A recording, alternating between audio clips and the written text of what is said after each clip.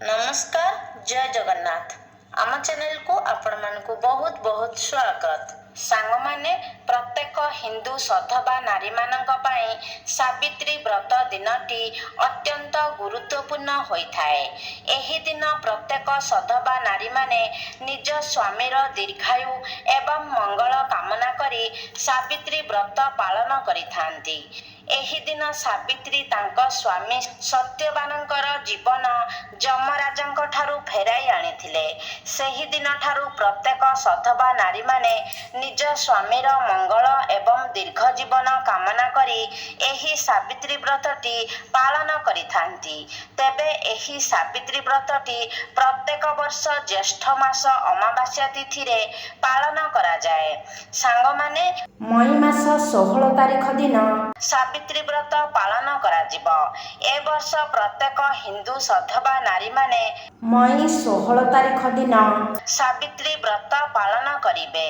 सांग माने सावित्री व्रत पालन करिबा पाई किछि नीति नियम रही थाए जहाकू समस्त स्त्री लोक माने मानिबा उचित। एही नियम गुड़िकू न मानिले स्वामींकर अमंगल होइथाए, स्वामींकर आयुष हानि घटी थाए। सांग माने आम मानक मध्यरु अनेक लोक एही नियम गुड़िक विषय रे जानि न थांती। जानतरे हेउ कि अजानतरे हेउ एमिति किछि भूल थाए ताहा करिबा द्वारा आमकू अशुभ फल मिली थाए। तेणु सांग माने आपण माने सावित्री व्रत पूजा करिबा पूर्वरु से नीति नियम गुड़िक विषय रे निहाती जानिबा दरकार।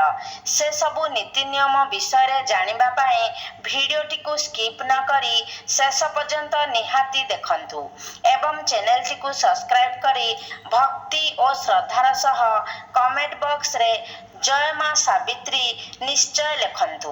सांग माने सावित्री व्रत दिन सधवा माने कदापि भी कला रंगर वस्त्र परिधान करंतु नाही किंबा कला रंगर साड़ी को पूजा रे लगांतु नाही, कारण कला रंग नकारात्मक एवं अशुभ शक्तिर प्रतीक होइथाए। एही रंगर व्रत सावित्री व्रत दिन परिधान करिबा द्वारा स्वामींकर जीवन उपरे संकट आसीथाए। एहा व्यतीत व्रत पालन राति रे आपण निजर एवं निज स्वामींकर लुगा बाहरे सुखांतु नाही। द्वितीय नियम हेउछि सावित्री व्रत को 3 दिन निष्ठार सह पालन कले पूर्ण फल प्राप्ति हुए एवं आपण सौभाग्यवती होइथांती। एही दिन आपण कदापि आमिष पियाज रसुण आदि सेवन करंतु नाही। एमिति कले आपणकर व्रत खंडित होइजिवो। 3 दिन अर्थात सावित्री व्रत पूर्व दिन, सावित्री व्रत दिन एवं सावित्री व्रत पर दिन, एही 3 दिन आपणकू निष्ठार सह सावित्री व्रत पालन करिवार अछि। तृतीय रे सावित्री व्रत दिन आपण शारीरिक संपर्क रखंतु नाही, नचेत आपणकू बड़ संकटर सामना करिबाकू पड़िबो। एणु एभली भूल कदापि भी करंतु नाही। केवल सावित्री व्रत नुहे, कौनसी भी पूजा पार्वण रे आपण स्वामी स्त्री संपर्क रखिबा उचित नुहे। चतुर्थ रे सावित्री व्रत पूजा दिन महिला माने किछि अन्यान्य कार्य मध्य करिबा उचित नुहे। प्रकृत रे सावित्री व्रत सारी महिला माने सेही दिन विश्राम नेबा उचित। जदि आपणकर कौनसी संपर्कीयंकर मृत्यु घटिछि तेबे आपण से दिन व्रत रखंतु नाही, किंबा जदि आपणक घरे नवजात शिशुर जन्म होइछि तेबे मध्य आपण छूतक न सरिबा जाए व्रत रखि पारिबे नाही, नचेत आपणकू अनेक समस्यार सामना करिबाकू पड़ी पारे। सेथि पाई एही भली भूल सबू करंतु नाही। बट सावित्री व्रत रे कला कपड़ा भूल रे भी धारण करंतु नाही। एहा व्यतीत एही दिन पूरा पूरी धला रंगर वस्त्र मध्य परिधान करिबा उचित नुहे। पूरा धला रंग वैधव्यर सूचक अटे। सधवा मानक पाई पूजा व्रत समय रे पूरा धला एवं पूरा कला रंगर ବସ୍ତ୍ର ଧାରଣ କରିବା ଅଶୁଭ ହୋଇଥାଏ। ଏହି ଦିନ ଆପଣ ଲାଲ ରଙ୍ଗର ବସ୍ତ୍ର ପରିଧାନ କରିବା ଅତ୍ୟନ୍ତ ଶୁଭ ହୋଇଥାଏ ଏବଂ ମା ପାର୍ବତୀଙ୍କୁ ମଧ୍ୟ ଲାଲ ରଙ୍ଗର ବସ୍ତ୍ର ଆପଣ ଚଢ଼ାଇବା ଉଚିତ। ଏହିପରି କରିବା ଦ୍ୱାରା ଆପଣଙ୍କୁ ମା ସାବିତ୍ରୀଙ୍କର ବିଶେଷ କୃପା ପ୍ରାପ୍ତ ହୋଇଥାଏ। ସାବିତ୍ରୀ ମା ଏଥିରେ ପ୍ରସନ୍ନ ହୋଇ ଆପଣଙ୍କୁ ଅଖଣ୍ଡ ସୌଭାଗ୍ୟବତୀ ହେବାର ଆଶୀର୍ବାଦ ପ୍ରଦାନ କରିଥାନ୍ତି। ଏହି ଦିନ ଯଥାସମ୍ଭବ ଶୃଙ୍ଗାର ଆଦିର ଦାନ କରନ୍ତୁ। ଏମିତି କରିବା ଦ୍ୱାରା ସ୍ୱାମୀଙ୍କ ଉପରକୁ ବିପଦ ଆସିବ ନାହିଁ। ମା ସାବିତ୍ରୀ ପ୍ରସନ୍ନ ହେବେ। ଏବଂ ମନେ ରଖନ୍ତୁ, ନିଜେ ବ୍ୟବହାର କରୁଥିବା ଶୃଙ୍ଗାର ଦ୍ରବ୍ୟର କେବେ ବି ଅନ୍ୟକୁ ଦାନ କରିବେ ନାହିଁ। ଆପଣ ବଜାରରୁ କିଣିକି ନୂତନ ଶୃଙ୍ଗାର ଜିନିଷ ସବୁ ଦାନ କରିପାରିବେ। ସାଙ୍ଗମାନେ, ଆପଣ ଯଦି ଏହି ଦିନ କୌଣସି ଅସହାୟ ମହିଳାଙ୍କୁ ପୂଜା ସାମଗ୍ରୀ ଦାନ କରିବେ, ତେବେ ଆପଣଙ୍କ ଗୃହରେ ଧନର ବର୍ଷା ହେବ। ସାବିତ୍ରୀ ବ୍ରତ ରଖୁଥିବା ସ୍ତ୍ରୀମାନେ ଲୁଣର ସେବନ କରିବା ଉଚିତ ନୁହେଁ। ଏହି ଦିନ ଆପଣ ବିନା ଲୁଣରେ ଖାଦ୍ୟ ଖାଆନ୍ତୁ। ସାବିତ୍ରୀ ବ୍ରତ ଦିନ ଘରର ସଦସ୍ୟମାନେ ମଧ୍ୟ ମାଛ, ମାଂସ, ମଦ ଭଳି ତାମସିକ ଖାଦ୍ୟ ଗ୍ରହଣ କରନ୍ତୁ ନାହିଁ। ଏହି ଦିନ ଆପଣ ମୁଖରେ କଟୁ ବଚନ କୁହନ୍ତୁ ନାହିଁ କିମ୍ବା କାହାରିକୁ ଗାଳିଗୁଲଜ କରନ୍ତୁ ନାହିଁ। ବୟସ୍କ ଗୁରୁଜନ ବ୍ୟକ୍ତିମାନଙ୍କୁ ଅସମ୍ମାନ କରନ୍ତୁ ନାହିଁ। ଘରର ନାରୀମାନଙ୍କୁ ଖରାପ ବ୍ୟବହାର ପ୍ରଦର୍ଶନ କରିବା ଉଚିତ ନୁହେଁ। ଏହି ଦିନ ବ୍ରହ୍ମ ମୁହୂର୍ତ୍ତରୁ ଉଠିଯିବା ଉଚିତ ଏବଂ ଦିନବେଳା ଶୋଇବା ଉଚିତ ନୁହେଁ। ଦିନବେଳା ଶୋଇଲେ ଆପଣଙ୍କୁ ପାପ ଲାଗିଥାଏ ଏବଂ ସ୍ୱାମୀଙ୍କ ଆୟୁଷ ମଧ୍ୟ ହାନି ହୋଇଥାଏ। ସେଥିପାଇଁ ଚେଷ୍ଟା କରନ୍ତୁ ସୂର୍ଯ୍ୟୋଦୟ ପୂର୍ବରୁ ଉଠିଯିବେ ଏବଂ ସ୍ନାନ କାର୍ଯ୍ୟ ସାରି ନିଜର ବ୍ରତ ଆରମ୍ଭ କରିବେ। ଏପରି କରିବା ଦ୍ୱାରା ସାବିତ୍ରୀ ପ୍ରସନ୍ନ ହୋଇଥାନ୍ତି।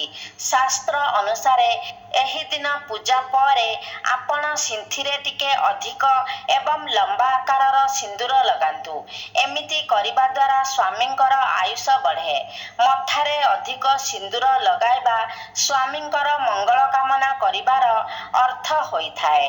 କମ୍ ସିନ୍ଦୁର ଲଗାଇଲେ ସ୍ୱାମୀଙ୍କ ଆୟୁଷ କମେ। ସେଥିପାଇଁ ଆପଣ ମଥାରେ ଅଧିକ ସିନ୍ଦୁର ଲଗାନ୍ତୁ। ସାବିତ୍ରୀ ବ୍ରତ ଦିନ ପୂଜାରେ ଲାଲ ରଙ୍ଗର ଫୁଲ ବ୍ୟବହାର କରିବା ଉଚିତ। ଏମିତି କରିବା ଦ୍ୱାରା ଆପଣଙ୍କ ଗୃହରେ ଏବଂ ଦାମ୍ପତ୍ୟ ଜୀବନରେ ସୁଖ ଶାନ୍ତି ବଢ଼ିଥାଏ।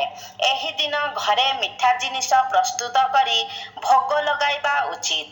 ମାମୁଲି ବ୍ରତ ଭାବି ସ୍ତ୍ରୀ ଲୋକମାନେ ଏହି ଦିନ ଚୁଟି, ନଖ କାଟିଥାନ୍ତି, ଯାହାଦ୍ୱାରା ଘୋର ପାପ ଲାଗିଥାଏ।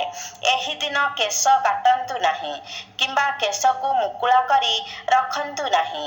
ଏହି ଦିନ ସଧବା ନାରୀମାନେ କେଶ ମୁକୁଳା କରିବା ଏବଂ ନଖ କାଟିବା ଅତ୍ୟନ୍ତ ଅଶୁଭ ହୋଇଥାଏ। ଏମିତି କରିବା ଦ୍ୱାରା ସ୍ୱାମୀଙ୍କର ଅମଙ୍ଗଳ ହୋଇଥାଏ। ତେଣୁ ଏହି ଦିନ ଆପଣ ଭୁଲରେ ବି ନିଜର କେଶ କିମ୍ବା ନଖ କାଟନ୍ତୁ ନାହିଁ କିମ୍ବା କେଶକୁ ମୁକୁଳା ମଧ୍ୟ ରଖନ୍ତୁ ନାହିଁ। ଏହି ଦିନ ଯେଉଁ ବି ଜିନିଷ ପୂଜାରେ ଲଗାଇବେ ତାହା ଯେମିତି ଖଣ୍ଡିତ ହୋଇନଥିବ। କୌଣସି ବି ଜିନିଷ ଭଙ୍ଗା କିମ୍ବା ଫଟା ହୋଇଥିଲେ ତାହା ଅତ୍ୟନ୍ତ ଅଶୁଭ ହୋଇଥାଏ। ଏହି ଦିନ ଆପଣ ଧଳା, କଳା ଏବଂ ଫାଟି ଯାଇଥିବା ଚୁଡ଼ି ପିନ୍ଧିବେ ନାହିଁ। ଏହାଦ୍ୱାରା ଆପଣଙ୍କୁ ଘୋର ପାପ ଲାଗିଥାଏ ଏବଂ ବ୍ରତ ମଧ୍ୟ ଖଣ୍ଡିତ ହୋଇଥାଏ। ଏହି ଦିନ ମଙ୍ଗଳସୂତ୍ର ନିଶ୍ଚିତ ପିନ୍ଧିବେ, ନଚେତ୍ ଏହି ଦିନ ଆପଣଙ୍କ ବ୍ରତ ପୂରା ମାନାଯିବ ନାହିଁ।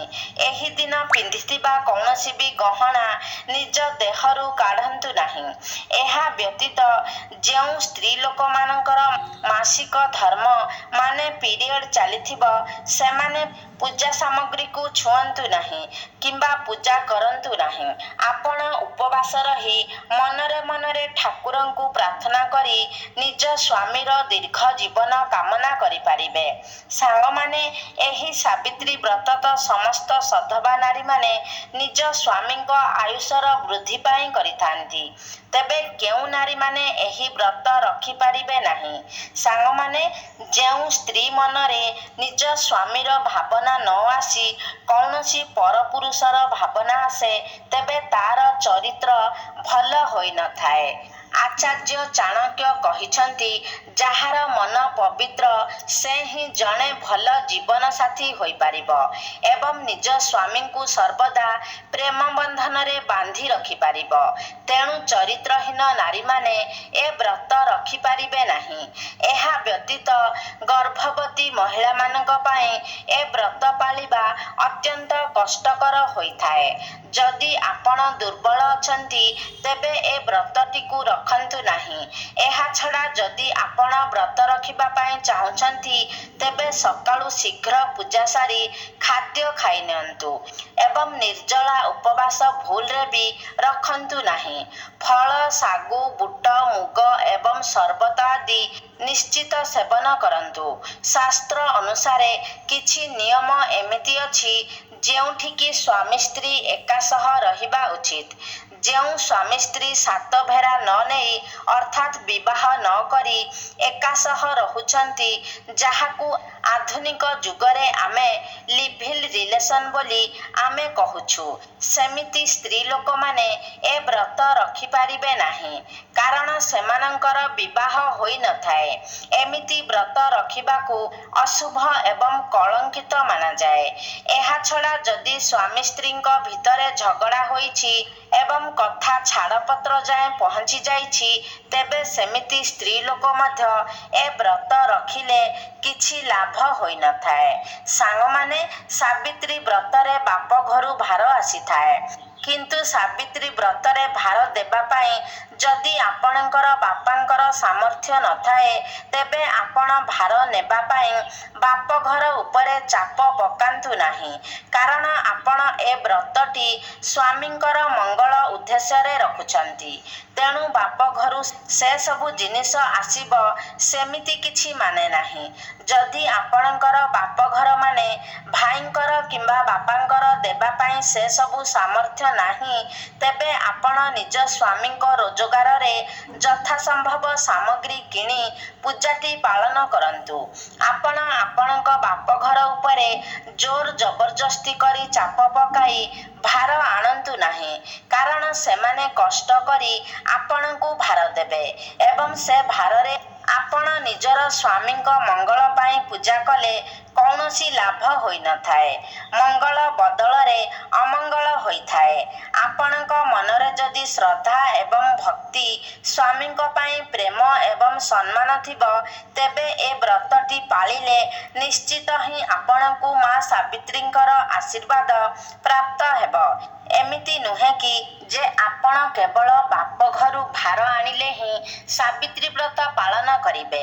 ଆପଣ ନିଜ ସ୍ୱାମୀଙ୍କ ପଇସାରେ ମଧ୍ୟ ପୂଜା ସାମଗ୍ରୀ କିଣି ଏ ସାବିତ୍ରୀ ବ୍ରତଟି ପାଳନ କରିପାରିବେ। ତେବେ ସାଙ୍ଗମାନେ, ଆଶା କରୁଛି ଆଜିର ଭିଡ଼ିଓଟି ଆପଣମାନଙ୍କୁ ନିଶ୍ଚିତ ଭାବରେ ଭଲ ଲାଗିଥିବ।